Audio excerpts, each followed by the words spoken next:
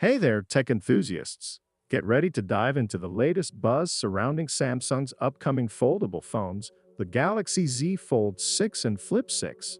In this video, we'll break down the recent developments and unveil Samsung's chipset strategy for these cutting-edge devices.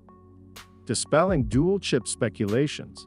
At first, there were rumors suggesting that the Galaxy Z Fold 6 and Flip 6 would employ a dual-chip strategy, similar to Samsung's Galaxy S series. This would involve using an Exynos chip in certain regions and a Snapdragon chip in others. The exclusivity of Qualcomm's Snapdragon 8 Gen 3 chip.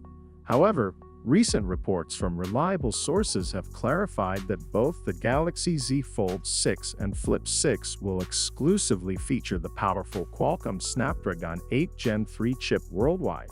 This decision underscores Samsung's commitment to performance and uniformity across regions. Insights into performance and reliability. Contrary to misconceptions, Samsung's preference for the Snapdragon 8 Gen 3 chip over the Exynos 2400 is not due to performance or reliability issues.